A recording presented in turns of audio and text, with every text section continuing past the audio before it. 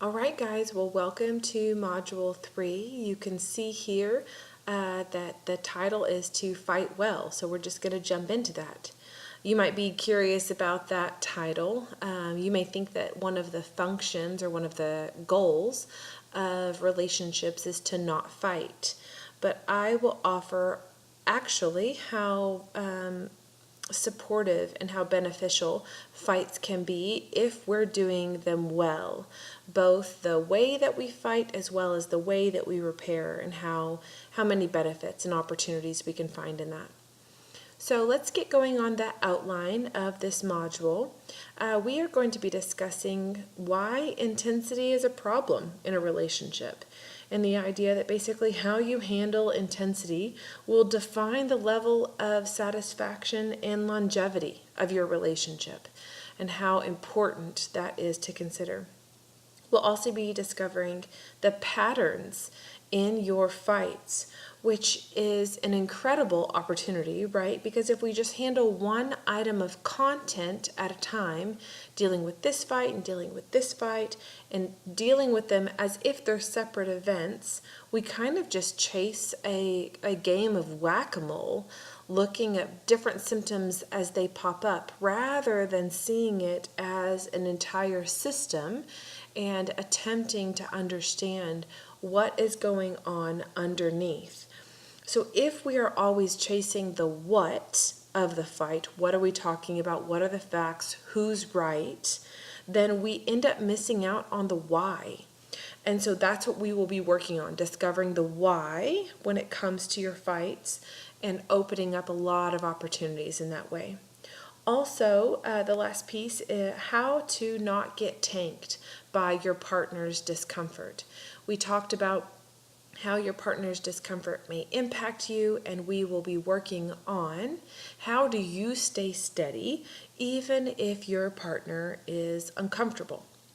So we will be working from one perspective to look at uncomfortable and challenging conversations from the perspective of Dr. John Gottman. He's a fantastic resource, and I'm going to be using his terms in this section. He talks about this idea, it's called the Four Horsemen of the Apocalypse, which is incredible, and an incredible term, but you can understand the intensity of what he's coming at when he's describing these really challenging conversations that happen in couples' lives. He talks about the terms of criticism, defensiveness, contempt, and stonewalling as the four stages that fights customarily go through. I'll describe each of them so that you can understand this pattern that probably happens in your relationship. So we can start with criticism. So criticism is an attack on the character, right? So it's not paying attention to content or to behavior or to a specific act, but it's more focused on the global character flaw. The focus is on your partner, and it is very clearly not in self-focus. So those are some of the descriptors that we can imagine that if we're in criticism, we are focusing on character. We may be saying that they're lazy, or that they're unthoughtful, or that they're always out to get us. But the idea is that the focus is not on behavior. And so that's what's going to differentiate it from what we will be talking about as an antidote. But criticism is the first step in the four horsemen that Gottman describes. The next one is defensiveness, right? And so one of the ways that we can understand defensiveness is as a reaction to felt criticism. One of the things that I'll be describing in this is it doesn't matter whether your partner intends to criticize or whether you feel criticized. Regardless, often, if criticism is within the algorithm, defensiveness is the natural reaction. And so some of the tenets or traits of defensiveness would be that there would be some self-protection, right? And so it's got some righteous indignation to it, and there's not a lot of paying attention to self-responsibility. There's kind of this innocent victimhood that comes into play as an attempt to ward off what is perceived as being an attack. And so you can understand how defensiveness would be a natural reaction to felt criticism. And then one of the next stages is something that we really need to focus on, which is contempt.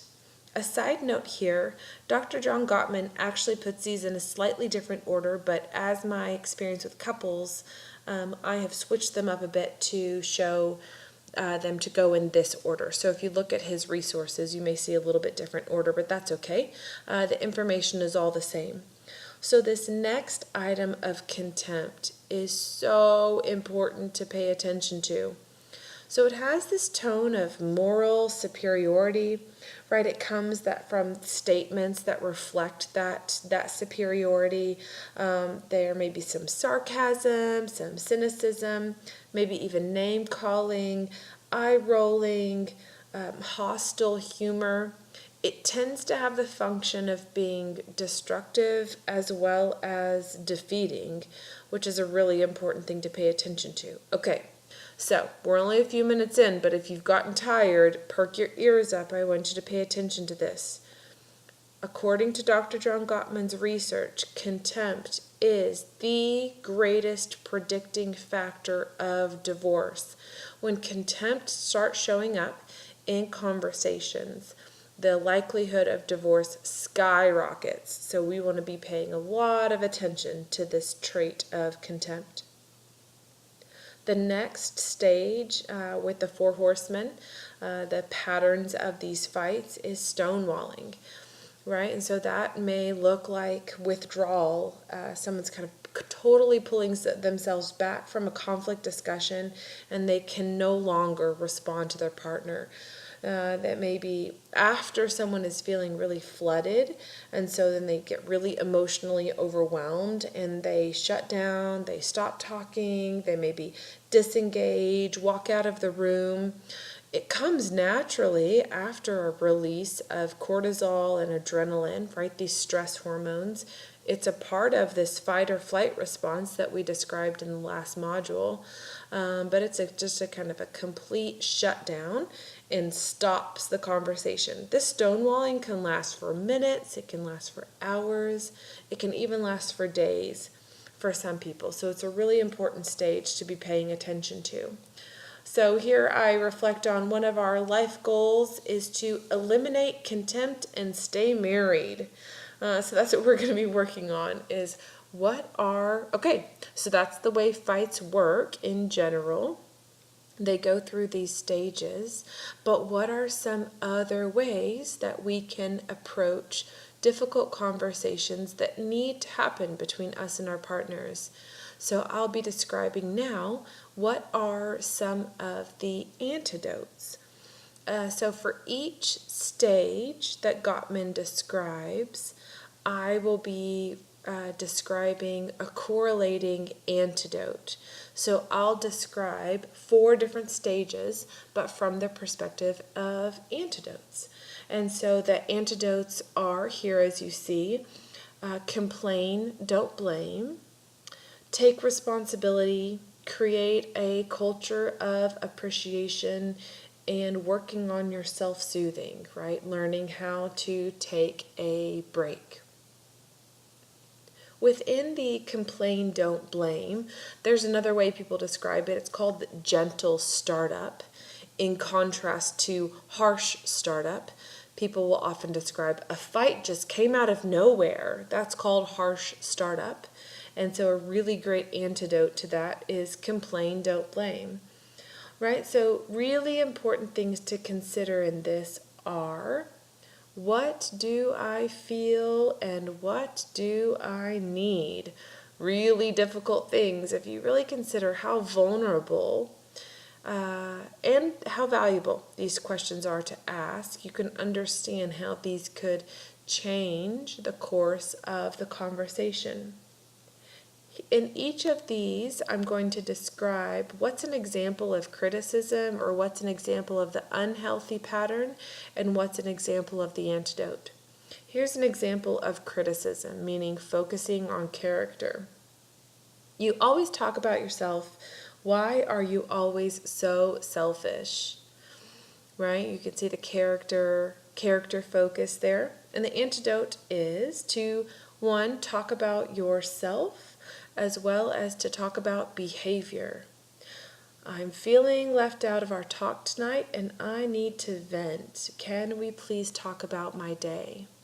You can see how difficult that might be to say because of all of the precursors. You would need to check in on yourself. Ask yourself the questions. What do I feel? What do I need? How can I communicate that without focusing on my partner's character flaws and the maturity as well as the self-focus that would be needed to have a conversation that would go that way? Obviously, starting it with that direction would create completely different opportunities than starting from the place of criticism. And so complain is a way to describe talking about behavior, talking about events, talking about preferences, rather than blaming, meaning talking about your partner's character flaws. The next antidote is to take responsibility.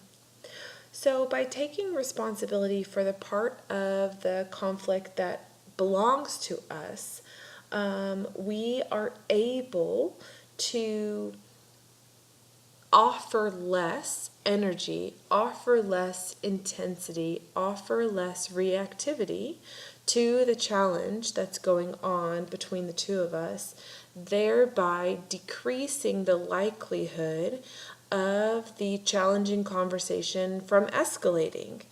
And so that's an incredibly valuable contribution we have there if we just don't add more fuel to the fire. When we take responsibility, we add less fuel to the fire. So here is an example. So here's an example of defensiveness, and here's an example of the antidote of taking responsibility. So it's not my fault that we're going to be late. It's your fault since you always get dressed at the last second. An option to handle this differently would be to say, you know what? I don't like being late, but you're right. We don't always have to leave so early. I can be a little bit more flexible. And so paying attention to maybe the small items that we can be working on our own flexibility, our own adaptability, our own growth gives the conversation a completely different tone. The chance that your partner may come back to you and say, you know what, you're right, I'm sorry, I don't manage my time well, and sometimes that puts me into a hard spot. The way that conversation goes is much more likely to go into a positive growth kind of perspective, and that would be a really helpful thing for a couple. So we'll move now into the third antidote, which is creating a culture of appreciation. Dr. John Gottman talks about this idea called small things often, considering this concept of regularly expressing appreciation, gratitude, affection, and respect for your partner, and how it creates a positive perspective in your relationship, which actually acts as a buffer for negative feelings. If you can imagine, it's kind of filling up your savings account for an emergency. And so all of those small things kind of add up to create wide margins, like we talked about in earlier modules, for when stressful and stimulating situations occur. When a difficult thing happens, we tend to handle it differently if we've been doing the small things often kind of practice. Right, so the more positive you feel, the less likely you'll feel or express contempt, right? So that's definitely one of our goals, that we want to be expressing less contempt or no contempt in our relationship. This 5 to 1 magic ratio is something that John Gottman came up with in his research, which is kind of incredible. And so he posits that this is the magic ratio of positive to negative interactions that a relationship must have to succeed. And so it needs 5 positive touch points to every 1 negative touch point in order to end up kind of in the black or in the positive. And so 5 or more positive interactions for every 1 negative interaction, and you're making regular deposits into your emotional bank account. So again, when an emergency happens, when an extremely stimulating thing happens, then the relationship fares better when we've got that 5 to 1 ratio. So we can be considering lots of different positive touch points to be increasing or contributing to that 5 to 1 ratio. That may be a quick hug, that may be grabbing your partner by the shoulders, looking them in the eye for 2 seconds and saying, "Thank you." That may be filling up your partner's coffee mug on their way out of the house. That may be adjusting the seat in the vehicle that you share to set it back to their preferred settings, right? All kinds of positive touch points that you can be adding in that will be a buffer to the stimulation of the season of life that you're in. So in this culture of appreciation, we can talk about an antidote, a response that is an option other than contempt. Here's an example of contempt. You forgot to load the dishwasher again. Oh, you're so incredibly lazy, rolling your eyes. Right, so another option might be here. You know what? I understand you've been busy, but could you remember to load the dishwasher when I work late? I'd appreciate it. One of it recognizes their stress in their life currently. It honors what it is that you're needing and reflects appreciation to them without talking about character flaws. And so it's not that we can't confront, it's not that we can't bring up difficult issues or ask for things within the culture of appreciation. It's how we attend to these things, how we use our maturity, and how we handle both paying attention to what it is that's going on for us as well as what it is that's going on for our partner that can create that really nice balance. Now I'll move into the last antidote, which is self-soothing. And I know you're going to get tired of self-soothing and self-regulation, but it's just so valuable in the process of having a more satisfying relationship. So we will be talking about how to take a break. Your partner says, "Look, we've been through this over and over again. I'm tired of reminding you." You may gently interrupt, saying, "You know what, honey, I'm sorry to interrupt, but I'm feeling overwhelmed. I think I need to take a break. I'm wondering if you could give me 20 minutes or so, and then maybe we can try and talk again." Right? And so you take responsibility for the fact that you're interrupting, the fact that you're feeling overwhelmed, and the fact that you are the one who needs to take a break.